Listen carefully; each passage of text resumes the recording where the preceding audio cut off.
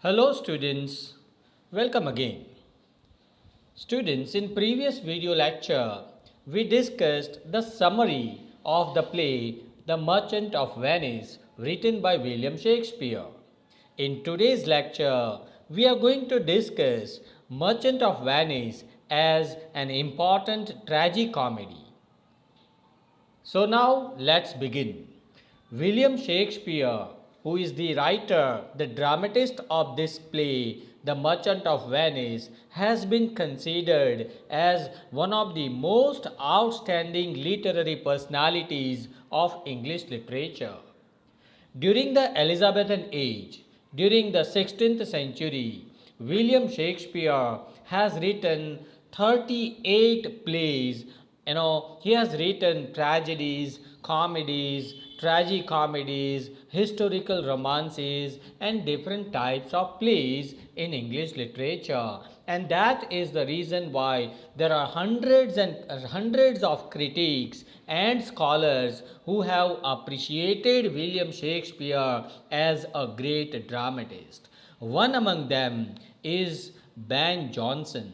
Ben Jonson, who lived towards the end of the 16th and in the beginning of the 17th century, he considers William Shakespeare as the soul of the age. Soul means Atma. Okay, he considers William Shakespeare as the soul of the Elizabethan age, the applause, delight, the wonder of our stage. According to Ben Jonson, William Shakespeare is the wonder of the Elizabethan drama. Stage here means drama.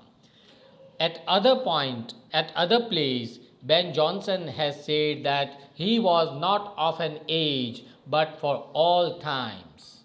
Ben Jonson believes that William Shakespeare is not the master of drama in one age, only Elizabethan age, but he is the master in all ages, because in all ages there are hundreds of dramatists who have followed Shakespeare's art as a dramatist.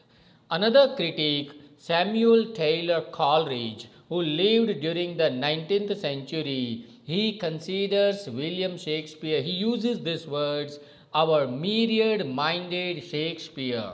Myriad-minded means the mind which works in so many different directions. So Shakespeare is a multiple personality. Shakespeare is a multiple genius, according to Samuel Taylor Coleridge. As I told you, Shakespeare, all throughout his lifetime, has written 38 plays. He has written different types of comedies, tragedies, and so on. But The Merchant of Venice has been considered as the most popular comedies written by Shakespeare. It is considered as a Shakespearean comedy, and it is also considered as a Shakespearean tragicomedy. Now when you listen to this word, when you listen to this term tragicomedy, the question comes, why is it called a tragicomedy? So the name itself tells us that tragicomedy is a drama, it is a play which is having the mixture of tragic and comic elements. Literature is what? Literature is the reflection of life. And life is what? Life is a nice amalgamation. Amalgamation means mixture. Life is a mixture of happiness and sorrow. So, there are some dramatists who believe that we must represent this sorrow and we must represent this happiness in drama together. They believe that tragic and comic elements must be presented simultaneously in a single drama. That is called the true representation of life and society. There are so many critics in English literature. There are critics like John Dryden who believe that drama must represent the lighter actions and the serious actions of life. True drama is one in which there is a mixture of tragedy and comedy. There is a mixture of tragic and comic elements both. And such a drama which is having this mixture of tragic and comic elements is known as a tragicomedy. And Shakespeare was the master of writing tragic comedies. In fact, if we talk about English literature, William Shakespeare was the first dramatist who introduced the idea of writing tragic comedies. And his Merchant of Venice is a nice example of a tragic comedy. Merchant of Venice, now let's focus to discuss Merchant of Venice as a tragic comedy. In this play, you will find a number of serious as well as comic elements. Some of the serious events are so serious that tears come out when we watch the play on the stage. And some of the comic elements are so comic, so humorous that they arouse laughter among the audience. According to some critics, the serious elements in the play are more prominent than the comic ones. Some critics believe that when we read The Merchant of Venice or when we watch the play on the stage, there is more amount of serious actions in comparison to the comic actions. But whatever the case may be, we can definitely say that this play presents a nice mixture, a nice amalgamation of both the tragic and comic elements. We know that The Merchant of Venice ends with a tragic event for Shylock and happy event for Antonio, Bassanio and Portia. And that is why you can say that this play has a tragic ending and it has a happy ending also. And that's why we can say that it is a tragic comedy. How there are how there are comic elements are found. Let's now discuss one by one. As I told you, comic and tragic elements are found in The Merchant of Venice. So let's begin with the discussion of comic elements found in the play The Merchant of Venice. There are so many events, but namely, remember the name Greciano. Greciano is a character presented in this play which is full of wit and humor, which is full of intelligence. He is a delightful character. He is a talkative character. He is a talkative humorist in the play. At many a times, Greciano is a character who arouses laughter in the play among the audience by using his wit and intelligence. So Greciano is a comic character presented in this play. Number 2, you remember the name Portia. We know that Portia is an important major character, the heroine of the play.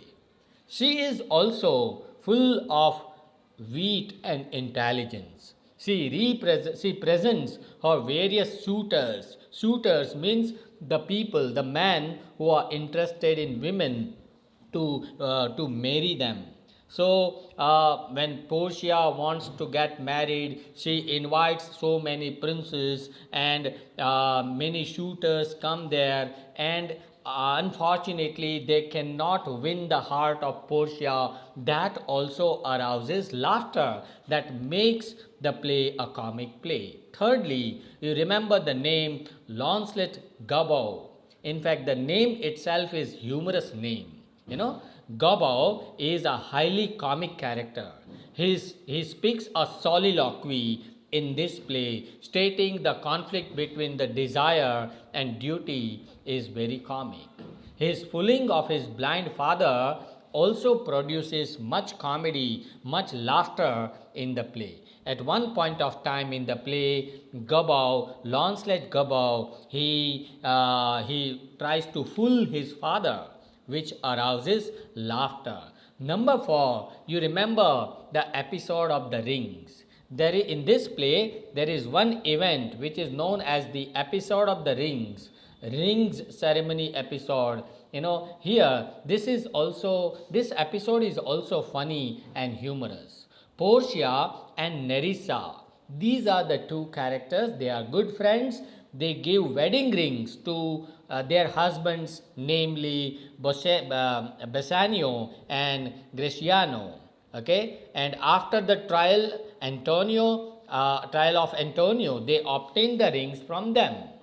Then at the end of the play, these two ladies demand for the rings from their husbands, and the husbands cannot give them back, cannot give the rings to their wives back. Why? Because they have already used the rings as a charge, as a money, to the advocate Portia and Nerissa. So they are called at the end of the play, humorously, Portia and Nerissa, they prove that their husbands are unfaithful husbands. But finally, at the end, the ladies disclose the secrets of the rings, and the episode is really feast of fun and laughter for the audience. So this situation is very much ironical situation which arouses laughter and humor in the play. Moreover, number 5, you remember the end of the play. The ending of the play also contributes to make this play a comic play. The lovers get married, Antonio gets his fortune back at the end of the play, and the villain Shylock has been punished at the end. So the end is happy. So this also proves that it is a comedy. But we cannot say that it is a pure comedy. Along with comic elements, there are some tragic elements also.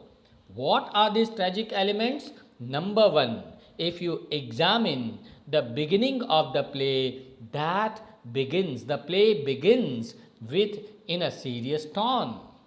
Antonio is introduced in the first scene of the play, and he is in a sad mood. Why? Because all his richness, all his property is at risk. That is what we understand in the beginning of the play. So the beginning is very serious in tone, which makes it a tragedy. Number 2, the trial scene. In the trial scene means the court scene which is presented at the end of the play. This is also very serious, because here we don't know what will happen to Antonio's life. Antonio's fortune and Antonio's life, it as high risk. Why? Because Shylock wants to cut a pound of flesh from the heart of Antonio.